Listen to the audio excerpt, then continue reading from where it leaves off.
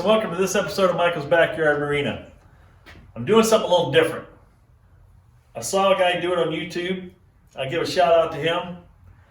His Chud327 is his channel, and he put a little push mower motor on top of an outboard lower unit, and works just fine. Made the adapter the whole 9 yards. I decided to pump up the volume a little bit on that one. What you see here behind is an old John Deere I've had for many years. The engine ran great. The engine is in good shape, changed the oil regularly, has a filter, all that fun stuff. Downside is the rear end went out on it. I rebuilt the rear end once, it went out on it again. The mower isn't worth much. The engine's worth everything to me right now. So, I'm gonna take this V-twin 21 horsepower Briggs electric start 4-stroke motor, and I'm gonna put it on top of an outboard, lower outboard drive. Turn this lawnmower into an outboard. We're gonna see if we can do it. First of all, I gotta see if I can get this thing to start. It hasn't been started in probably a year and a half. I just came out here and I noticed the key was on. The battery's been dead for a while. It's gonna give me another opportunity to try this AUDUE jump pack. So I'm gonna hit the button here. Looks like it's got 71% charge left. Now you guys might watch my video where I jumped the Jeep. I've jumped it about 3 times. This has been sitting out there in the Jeep seat ever since that video was out. So we're gonna plug this in and see if it'll actually start it.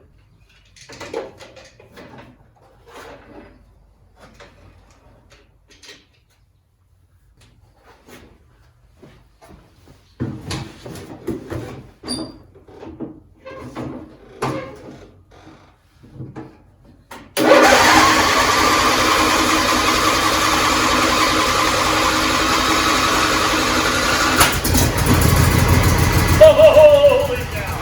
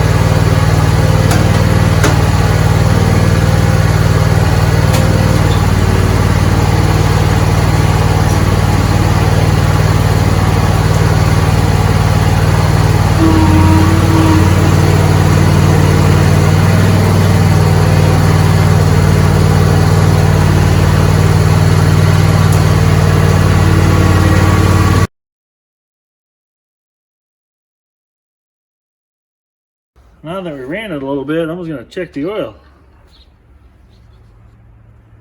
Still full. This was has 530 hours on it, is what it said. And I usually change the oil every oil, air filter, and everything every 550 or every 50 hours. So this thing's in pretty good running shape. So, but the battery's still dead as a doornail even after I ran it a little bit. So we're gonna jump it one more time, because I need to ride it around the yard now. Amazing little jump pack.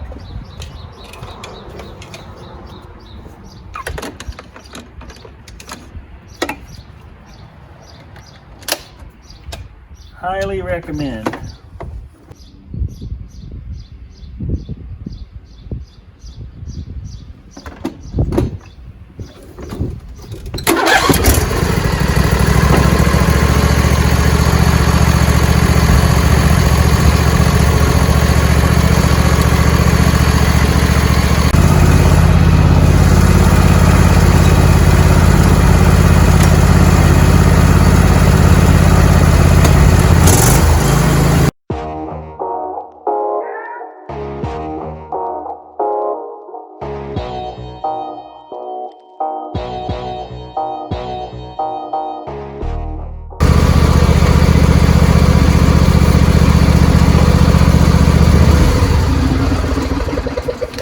All right, step 1 completed.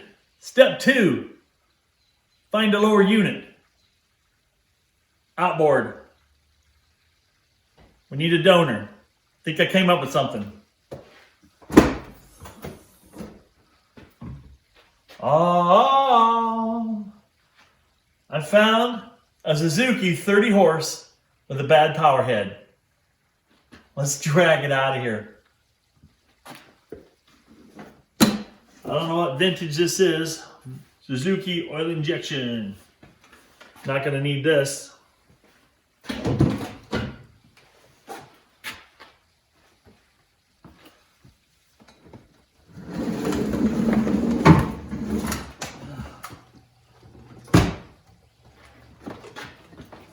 It's nice and light.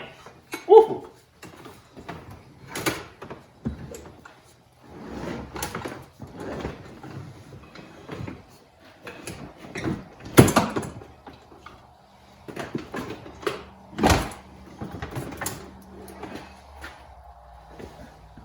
There it is in all its glory.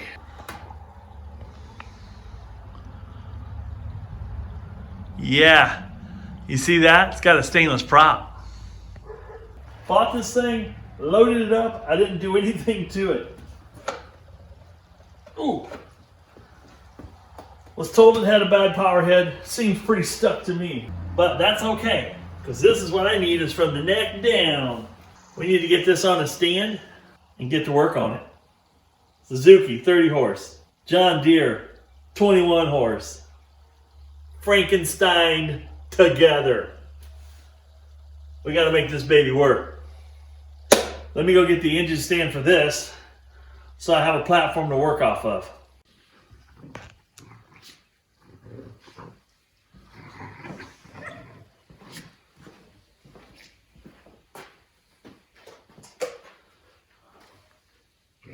Here it is in all its glory. And you can see my 2 puppies out there playing. You guys behave. Riley, Oliver. Oliver, come here. What are you doing? Get over here, you monster. Kids. Anyway, I'll proceed to take the head off of this thing, power head off, and we'll go from there. One of the things I'll do first of all, though, is I want to drain the oil out of here to see what condition that lower unit's in. Because if it's full of rusty water and stuff, I'm not going to waste my time on this one. So that'll be one of the first things I do. If that lower unit's good, I'm good to go from there. And then I'll bring the John Deere around, strip the motor out of that thing. Once this head's off of there, and figure out how I'm going to Frankenstein that head, that motor, or engine, whatever you want to call it, onto this lower unit. So, enjoy the time lapse while I try to get this thing apart. Well, let's see what we got.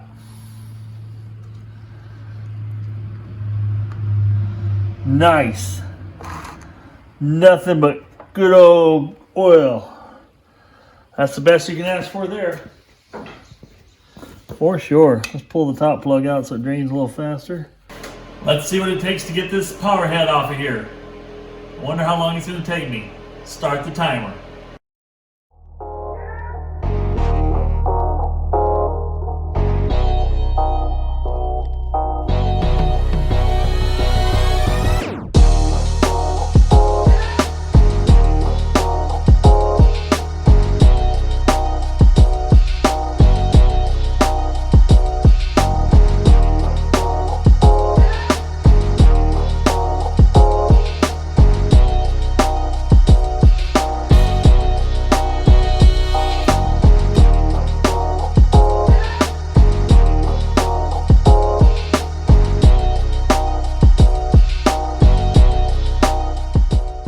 Now you folks might ask yourself, why did you take the water pump off of this thing? You could have just left it on there because it's an air-cooled motor. Well, problem is it creates more drag. More drag means less horsepower, means less push. So we're just going to pull the water pump out and then we'll reinstall this back on as is. No water pump, no harm, no foul. Man, this thing spins so smooth and clean. The gears and the bearings just feel amazing. So I'm happy to put this thing back onto the lower part. But you saw, it didn't take long to get that motor off. I mean, it literally took me 15 minutes tops to get that motor head off of that outboard. So that's pretty easy. I've never taken one off before. But that came, well, and it also helps when you can just cut a couple cables, cut a couple wires because you don't care about them. But I do know in that powerhead, those carburetors look really good. So I might have a set of Suzuki carburetors for sale in case anybody needs some. But now it's time to put this back on the bottom end. And we got to take that power head off or apart, and I'll show you why. I got to get the spline off the crankshaft. I got to use that for my adapter. Now that we have the water pump removed, I've also removed this prop to take a look at the spline underneath there. I greased it. There was some fishing line back there, but it wasn't wound very tight at all, so it didn't ruin any of the seals. So we're going to put this lower unit back on, the gearbox back onto the lower part, and we're going to call this part of it done. I am going to get a wire wheel hold this thing, I think, and clean it up once I get it back together, and then we might shoot it with some paint just to make it look good. So let's get it back on there now. Well, here's the power head on the bench. Right inside here is what I need. It's in the middle of the crank. The crank is in the middle of the power head. I think I can get the power head or get this case split in half by attacking it from the carburetor side. So we're going to start taking air box, oil tank, carbs, anything in the front part of this motor off. And then I can pull these bolts out, and I think I can split the case. Let's see. We're going to time lapse it because it's boring. You can watch me in slow motion. But if I see something interesting, I will pause and tell you about it. Let's get busy with the teardown.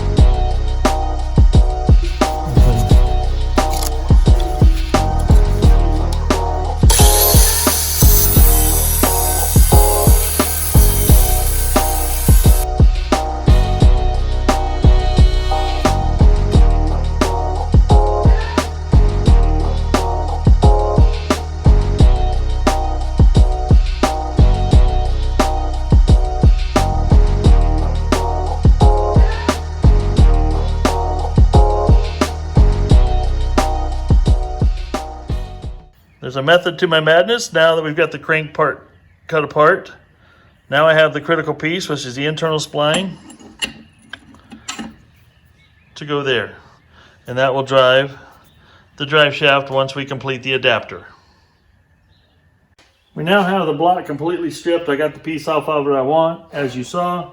Now it's time to put this in the scrap aluminum barrel, and some of this stuff is good parts. We'll be putting it on eBay and see if we can rehome it to somebody that can use it. Now it's time to clean up the bench. Okay, for the Frankenstein project, I think what I've figured out what I want to do here is this diameter is just under 1 inch. This diameter is like 1.25 inches, I believe. No, 1 3/8, even better.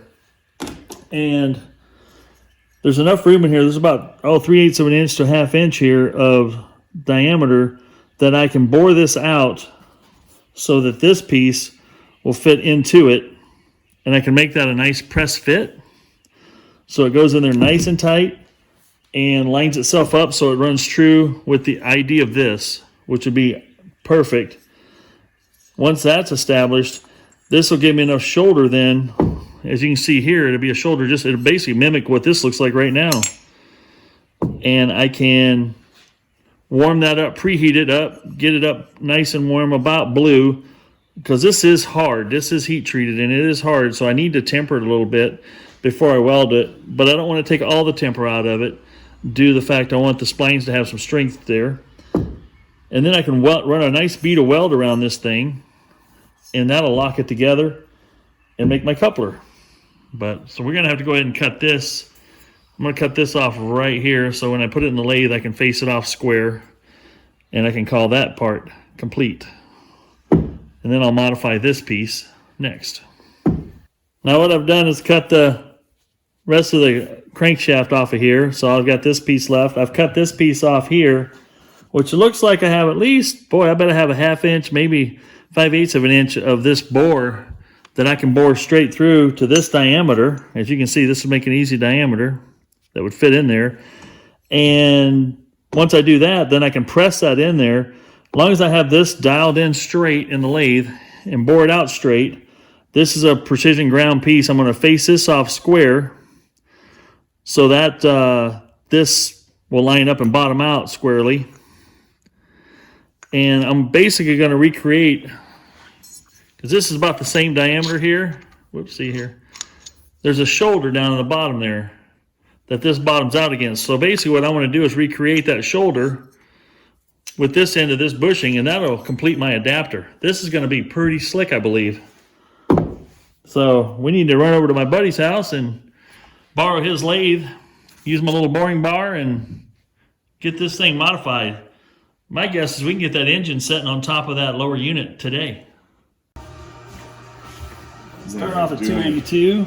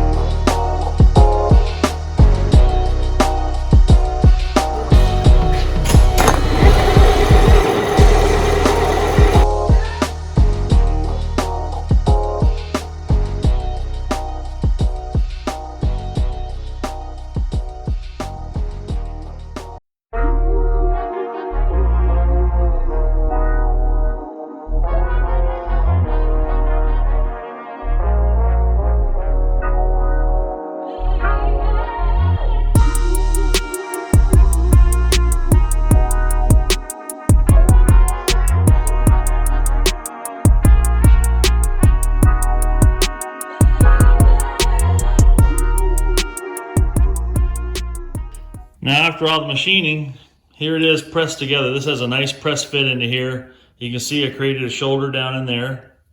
We're going to run a bead of weld right around this top edge. But it fits tight enough right now that I can actually put this together and do some test fitting before I weld. So let's do that now. Here's how I plan for it to work. That goes on there. That's where the key's at. I'll set the motor on there and we'll see how it sets, and we'll get some measurements on some spacing and whatnot, and we'll go from there.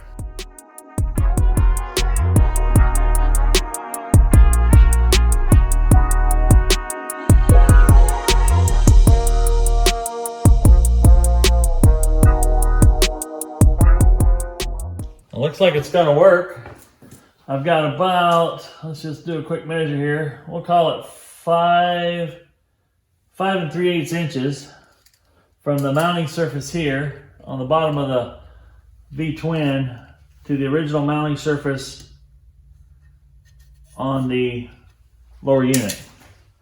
So we'll write that down. 5 3/8. That's the distance I need to make this thing. When I say this thing, I mean the spacer. And other good news, it looks like there's enough room for the original housing to fit back of the lower housing, cowling, or whatever you want to call it, fit down around this lower part here. And that way I can take advantage of the original shift lever position, plus it'll help fill the looks on this gap. The other thing I'm going to try to do, I've got a wild idea, is I could cut the motor block down to this length and use the motor block as a spacer. and then put a plate on it to match it with the bolt pattern at the bottom of the motor, which would make this adaptation pretty slick and clean looking. So we're gonna give that a whirl. But first of all, I want to take this, lift this back off, and let's put that lower housing back on, and then we'll work on the spacer project.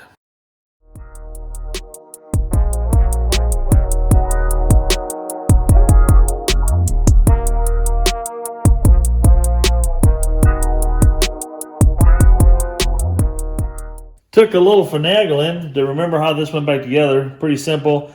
The thing I'm not using here is this had a shift linkage for the controls. I'm not using those controls now, so I don't need the forward and reverse shift hooked up here or whatever went in here anymore. But yeah, I've got my shift linkage hooked up. I think this will give me the room I need. We'll see if the engine clears this now when I set it back down. And if that works, it really makes it worthwhile using this old housing because it makes things a lot simpler.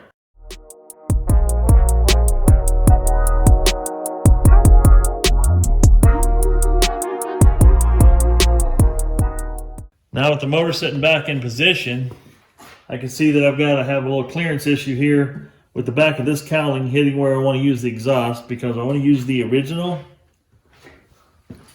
muffler for now. The original muffler was interesting because it just sat in there. It wasn't welded, but when I put it together, chances are I'm going to weld it in place. So that's got to come into about, I don't know if you can see that here, about here. So I got to remove this back part of the housing, and then this will be, the muffler can sit right on the back of the motor. And other bad news, when I rotate this motor around to where I want it to be, I can shift into forward, but the oil filter is in the way of shifting in reverse. So we may have to see about a shorter oil filter or see if I can reposition that handle. But I'm pretty sure I can remedy that. Good news is I can take this engine block, I believe, I'm going to cut it with my bandsaw, and I can use that, I believe, as my engine spacer. We're going to give it a try.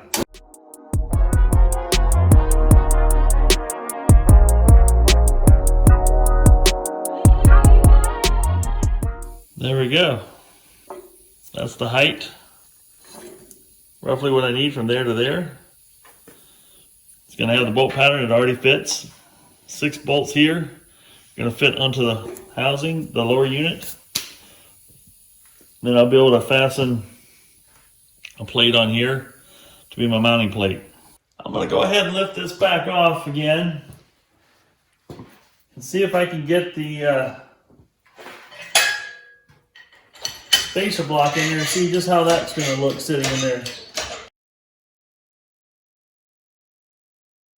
I forgot to take this thickness into account because this fits right over this shaft and lines up. It's a bottom part of that. And this fits like it should. That's going to be my drive. And now this sits in there like I want it to, but it's just going to end up being a little tall right now. But yeah, that lines right up on that. Right there. So I got to figure out what I want to do with this surface here to get it down to height, whether I mill it off or what I'm going to do. I'm thinking there's enough meat here. I could put some bolts in here and bolt a plate down here, but I also need to hook something down back here somewhere. And whether I weld a plate onto here that I can bolt the motor down to, that might be the option. I'm not sure how strong this cast will be. I might try a test piece weld on the other part of the block and just see how strong that's going to be. I also have a bolt pattern around back here on the back side that I could also take advantage of and bring something down and bolt it in from that direction. So we'll think on this. I think we'll sleep on this one for a couple of hours and figure out which direction I want to go with it. I'm giving it a couple more minutes of thought. See, I can bolt this head onto here, and it's also got a 4-bolt pattern on this end where the bottom, I don't know if you call it the bottom, the front of the crankcase was bolted on where it splits down the middle of the crankshaft. I'm really thinking that I could not weld, but put me on some aluminum pieces here and bolt them on to these two areas. They could come up and I could weld a plate to that aluminum, and that way I got a bolt on, bolt off type of an adapter. That way if I ever had to pull the motor, I just got to pull these 4 bolts and lift the motor off of this, and I can leave this bolted down to the bottom end. I'm really digging that idea, because that makes it more serviceable, and I'm all about that. I think that's what I'm going to do, because that gives me a nice bolt pattern here that I can hook onto, suck it down nice and tight. I can have the heads of the bolts sticking up, where if I bolt something onto here, I got to have flathead screws. Well, here and on this end, I've got 6 screws to bolt to. That would be so solid, so rigid. I believe that's what I'm going to have to do. I got to find me some more material. Last night, I had an aha moment. Today, we're going to enact upon it. So, what I have here is the part of the engine block here with part of the head. It's all a little bit too tall right now, but I can use the original motor mount off the lawnmower.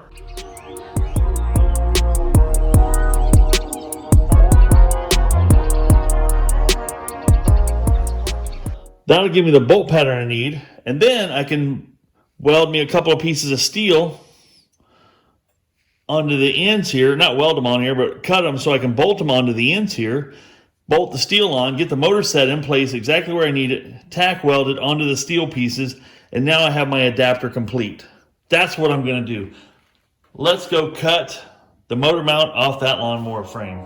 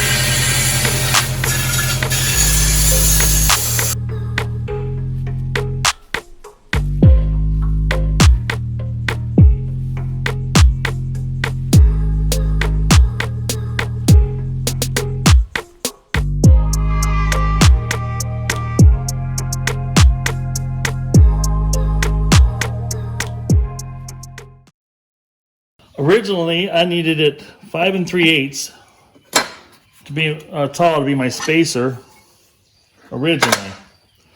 But now I've got this piece to contend with, which is about 477 thousandths thick. So let's call it a 1/2 inch for these purposes. So 5 3/8 minus a 1/2 inch is 4 7/8. So now this piece is currently, get you back out of here for a second. This piece is currently 5 1/2. Actually, let's call it 5.7. Let's call it, just for fun, 5 5/8. I got to go down to 4 7/8. So we need to saw some more off of here. So I need it to be about right. Actually, that right there at the top of that would be perfect for height. Unfortunately, I'd lose these bolt holes here, which is okay. I'm also going to lose these bolt holes over here as well, but I still got these 4, and I'll still have these 4. So that'll be 8 bolts holding it. That should be strong enough. Let's cut it off. Now it's time to make some room for my exhaust. Let's see if this will cut it.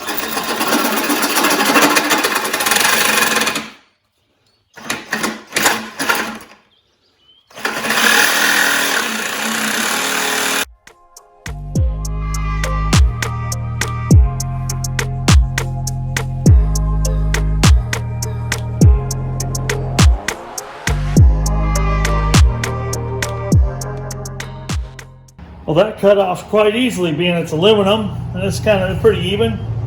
It'll allow air to flow when I'm moving down through here, underneath and out, which will keep that exhaust heat pushed out. Not that that was my intent, but that's how it worked out. Some things you just get lucky on. I do believe we're ready for another test fit. So let's stick this back in place. And now that we've got this cut down to the height we need,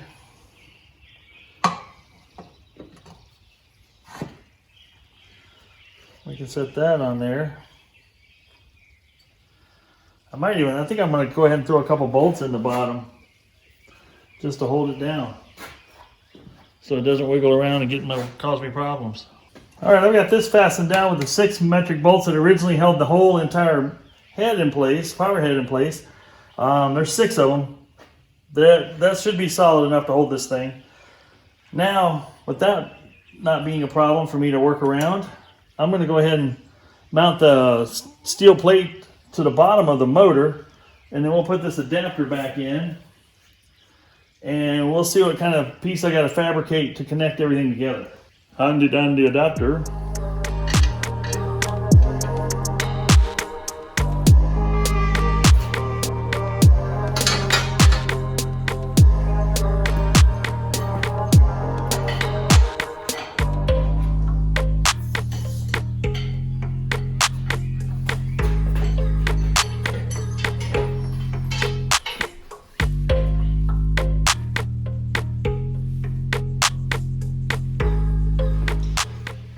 Now it's time for another test fitting.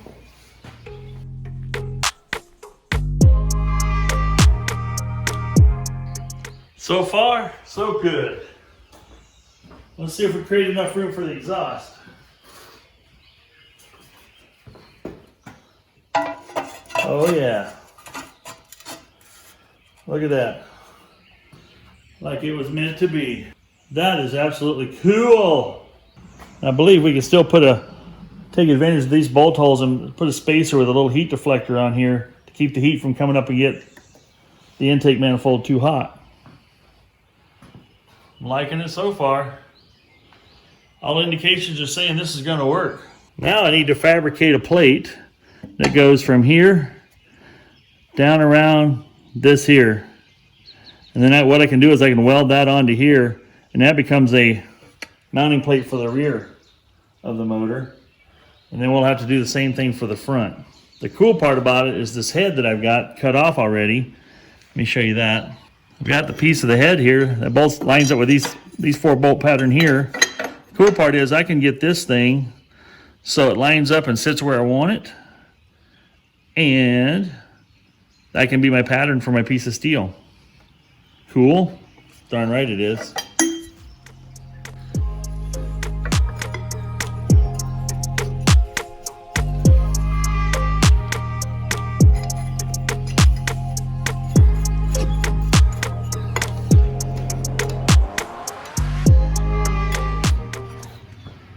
There we go. There's the pattern I need right there. Let's transfer this onto a piece of steel. As luck would have it, I had a nice piece of steel sitting right out there in my pile of stuff waiting to be repurposed. So let's plasma cut. I'm gonna use this as a template. I can cut right around this Then I'll use this also as a drill guide. Should line up perfect. I've gave myself the room I want to have at the top. That's my established flat. That's going to go up against my plate that I'm going to weld. Let's plasma cut this bad boy.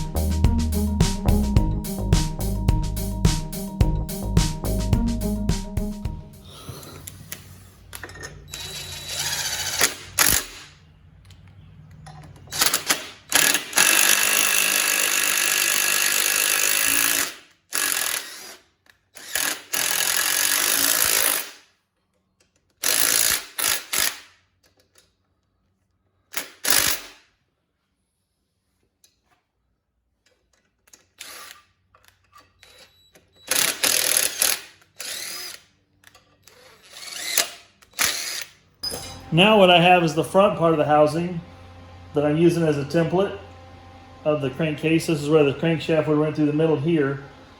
I'm going to use this as a template to cut a piece out and come out and flange it out, flare it out here, because this will go on the front side, but eventually it would be in two pieces because the crankshaft is right down the middle and it needs to go right through the middle of here. So we'll go ahead and cut this out, and I'll put my bolt pattern in there so it'll hold things relatively straight where I need it. Let's get cutting.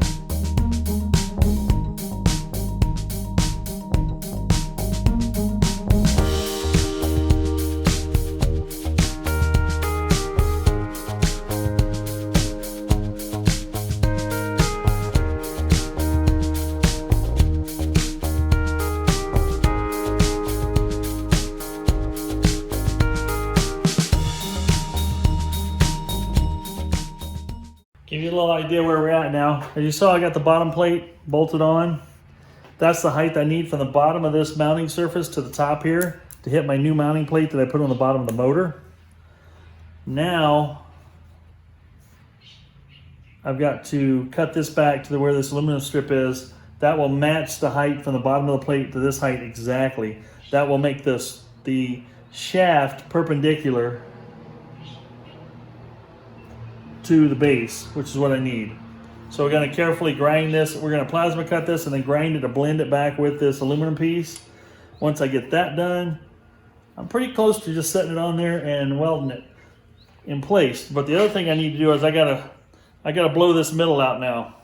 Now that I've got this bolted in place, so it's now one piece held together, but when I cut it apart, it'll be two pieces, but the bolts and everything will make everything line up like I need.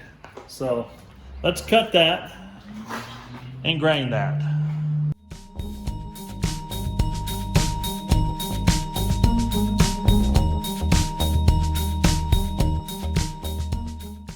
Now we've got to grind the opening where the crankshaft goes through. This might take a couple minutes, but we'll get her done.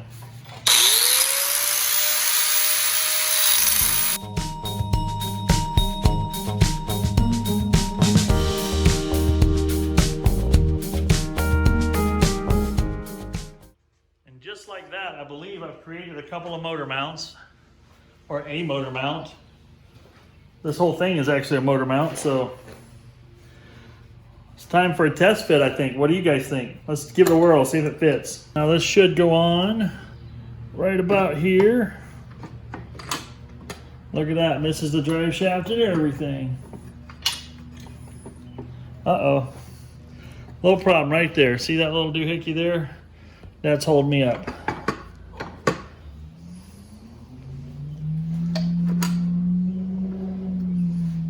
But I'm not using that, I'm using this.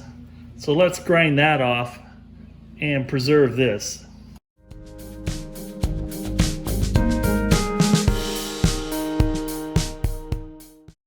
Let's set the engine back in and see what we got.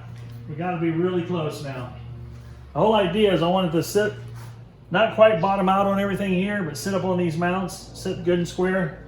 I should be able to feel it float a little bit if it's sitting like I want it to. So let's slide it back in place.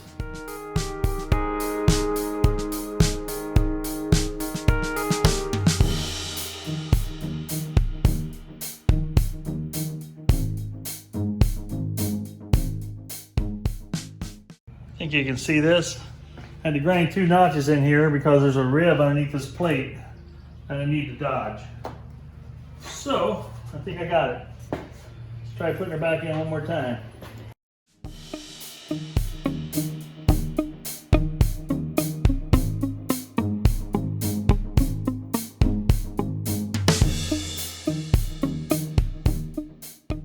Now this is what I would call a little bit of a nerve-wracking part, because I'm getting ready to weld this plate onto this plate. Same way with up front here, the front motor mount. Welding that in and making it more of a permanent assembly. And the reason I say it makes me a little nervous is because I'm getting ready to take something that's taken me most of an afternoon to do. And there's no going back. Once I weld it, I could wreck a whole afternoon's worth of work. So that's what makes it a little nervous. But you gotta trust myself. And let's get welding.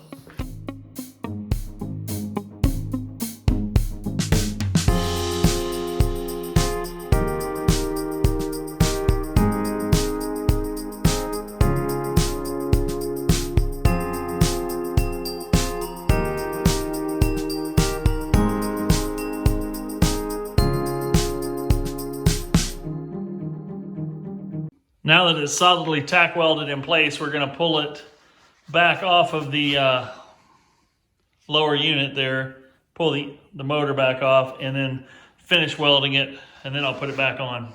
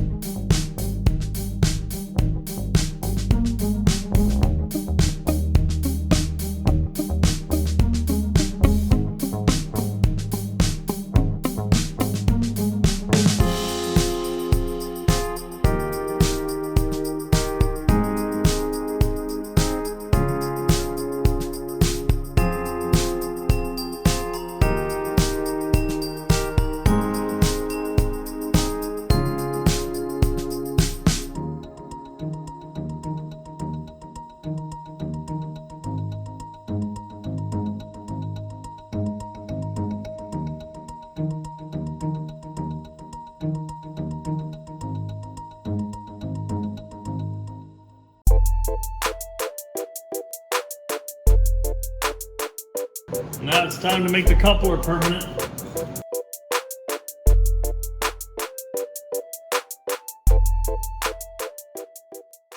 The other thing I want to do on this coupler is I want to drill a hole and tap it for a set screw to lock it onto that shaft a little more solid.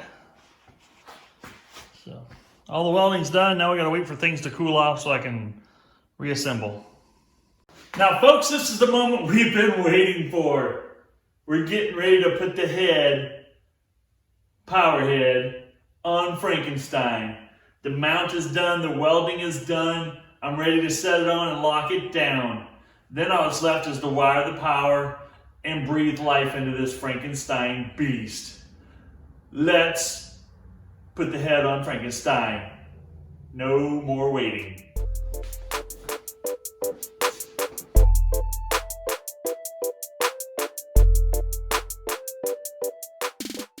Just wanted to give you one last walk around to take a look at this motor mount and how I designed it.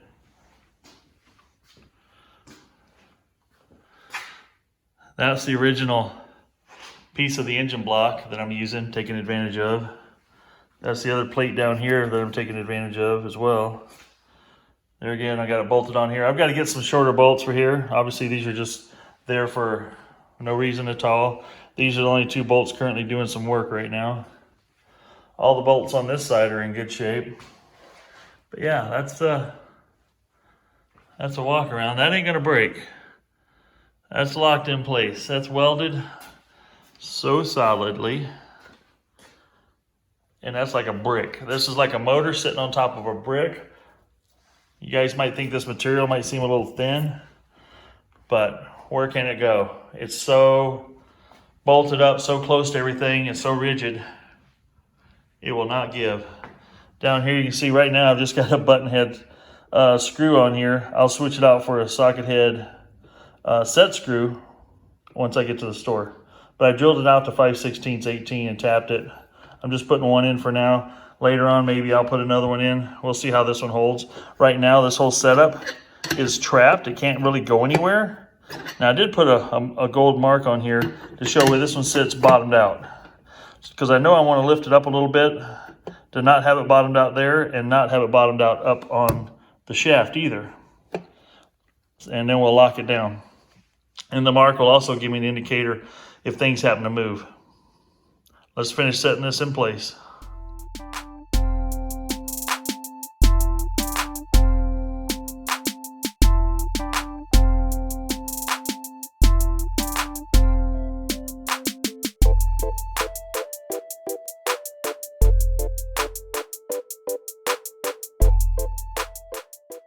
Now that we have this permanently attached, I should say permanently, you can bolt it on and bolt it off. It's very serviceable. This thing really doesn't feel that heavy. I mean, it's heavy, but it's no heavier, I don't believe, than the original outboard. Maybe a couple pounds heavier because it's a 4-stroke versus the 2-stroke. It feels balanced. It doesn't feel bad at all. I mean, I can turn this with no leverage here at all. So once I put a handle out here, so with a throttle on it and whatnot, I think it's going to work pretty good. But today, the goal is to get this thing running. You guys want to hear it run. I want to hear it run. The good news is I saved the entire wiring harness off the motor, so I can just plug it. It should be plug and play to plug it all back in. The only thing that's going to be the pain in the butt is the limit switches, to make sure I bypass the right limit switches to get power back into this thing. Without further ado, let's see if I can plug in some wiring and see what I can make happen. The other cool part is I'm going to have an hour meter on here now, which I had on the mower.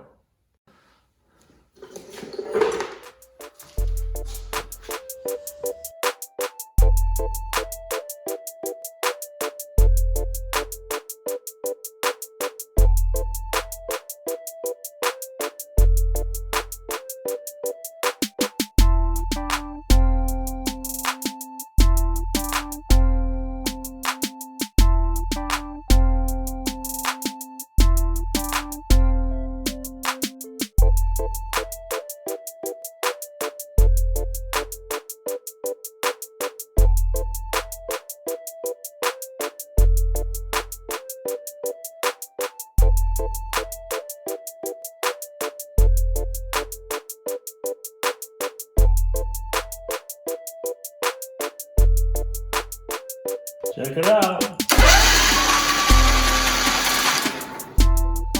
Turns over. I got the spark plugs out right now.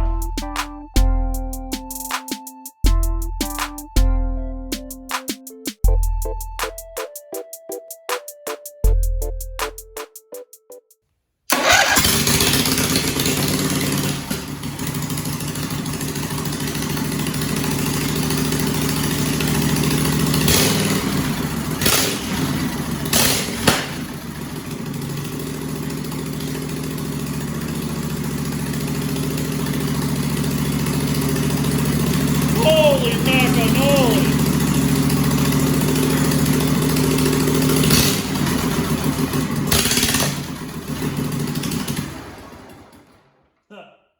Just ran out of gas.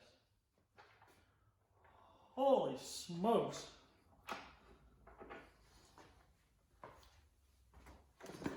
I tell you folks, this is going to be a flippin' beast.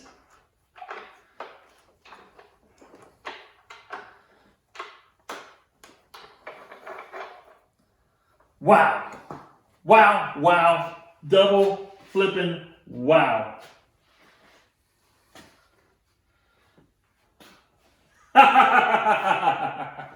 Oh, amazing. I did it. I freaking did it. I'm gonna hook some more gas up to this thing and we're gonna let it run a little bit. And you guys are like thinking, Michael, you didn't hook up any water. You burned up your impellers. Guess what? As you watched earlier in the video, there is no water pump. I can run this outside the water without smoking anything. It's amazing.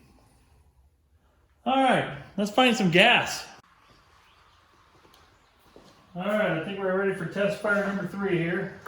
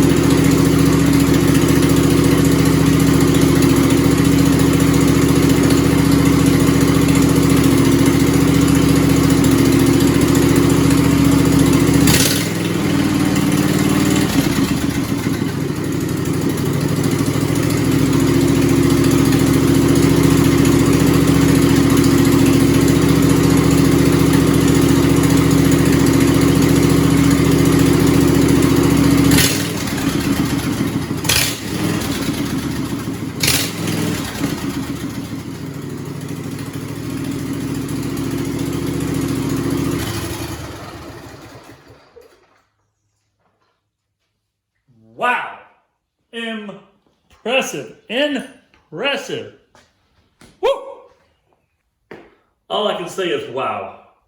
I never realized how much torque this was going to have. You saw when I throttled it up how that thing wanted to just jump sideways as to do the rotational turn of the motor there. Impressive. Totally impressive. If you looked at the bottom there when I had it backed away, you can see that I was putting it in gear and revving it up in gear. The shafting and everything is working magnificently. It is doing everything I wanted it to do, and I still have a couple of bolts I need to add to this yet. But man alive, that thing is so torquey. And it's loud because I don't have any muffler on it yet. Have a muffler on it yet. But I just like to make some noise, be a little loud. You notice that I had to put the gas can up here, up top, because it didn't have enough, the fuel pump isn't quite strong enough apparently to pull it from that far down off the ground. But when it's in the boat, it'll be not too far from where it's at, so I think it'll work. Because I'm looking at where it was compared to the lawnmower, and it seems like it should work just fine. There's a lot I need to do yet, but in this video I wanted to show you it running, and it ran very well. It runs very, very well. This motor has quite a few hours on it, like 530 hours, not that bad. But up front here, let me adjust this a little bit.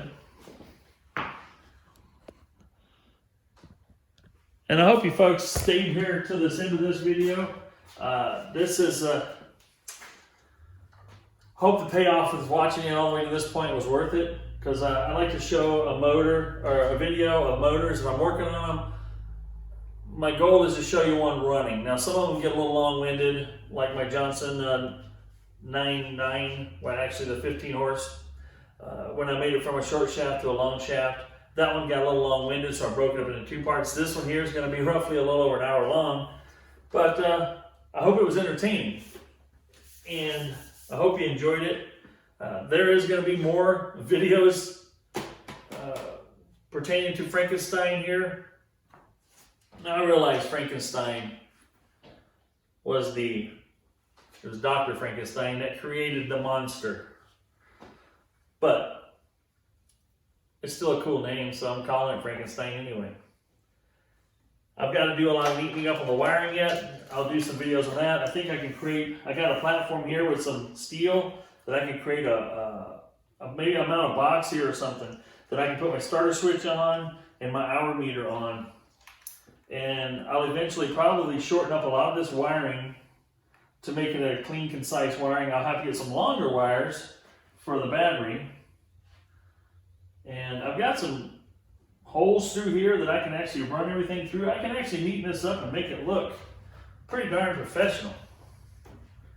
And then I'll have to wire up a kill switch, which I think would be really, really easy because I have, where'd it go? Dun, dun, dun. Let's hide it from me. Oh, duh, right in front of me. Good Lord. So yeah, I've got this little pressure switch, so I got it zip tied so it stays down so I can start it every time. Anyway, but I'll have more videos on Frankenstein part 2. Will most likely be neatening up this wiring, making it look more professional, maybe putting up a little plastic power box here with some the electronics in it. And then also I'm going to put a hydrofoil on this thing. I haven't even run it in the water yet. That's how much I like the hydrofoil, the SE 200s and 300s. This one here I think is big enough, even though it's on a 30 horse bottom. I'm going to measure it out, but I think the bigger hydrofoil will fit. And if it does fit, I'm going to put the bigger one on, the SE 300, like I have on my 120 horse. Because bigger is better when it comes to stabilizing and doing what I need it to do here. Plus, this thing is going to have, the 2-strokes have their horsepower way up in the RPMs. They get a lot of horsepower when they get way up in the RPMs. These 4-strokes, especially these V-twins, they got a lot of torque. And a lot of torque on the low end. And I have a feeling this thing's just going to leap out of the water. I'll find out if the prop I have on here will be big enough pitch. I'm guessing I might be able to go to a higher pitch. You know, I think this is maybe a 17. I might be able to go to, I can't remember what this one is. Anyway, it's 15 or 17. I may be able to jump up to a 19 because I have the torque to pull it that a two-stroke typically may not have. But this one is stainless, so it will outperform an aluminum. If you watch my other videos, you'll understand what that means. But I hope you folks enjoyed this video. I had a heck of a lot of fun building this thing. Like I said, part 2 will be wrapping it up, tuning it up. In part 2, I will put this in a water barrel, and I will run it, and I will empty that barrel in seconds as soon as I pop this throttle, because this thing is incredibly torquey. The other thing I'm probably going to have to do is mount me a little cylinder, one of those shock absorbing cylinders, onto the boat to help control that torque so it doesn't try to pull this out of your hand. My thoughts behind the throttle cable is to put a regular control arm out here, but have me a twist grip throttle like on a motorcycle throttle for giving it the gas. And then definitely I'm going to have a tether kill, because this thing I think is going to be a little bit crazy on the water. And if I get thrown from the boat, I want this motor dead. So, and it's just a good safety thing. Hope you enjoyed this video, folks. Get out there and do something fun. I've been tinkering with this thing this weekend and having a heck of a good time. I'm in my element. I'm just happy as a lark out here just messing with this stuff. Yesterday was a lot of cutting and grinding and welding and fitting, but it pays off. That shaft that I put together at coupler, it's spinning in there so smooth. There's not a bit of wiggle or run out on that shaft. And this thing, very little vibration. I mean, it's just, being as it's a 4-stroke, it's fairly smooth. But I tell you what, that thing just sits there and just purrs. Just purrs. So, get out there and do something fun, folks. Questions or comments, leave below. Hit that like button if you like it. If you don't like it, hit the not like button. It doesn't matter. I like the like button more, obviously. And subscribe. Please subscribe. Appreciate you watching. You guys have a good time out there. Be safe. This is Michael.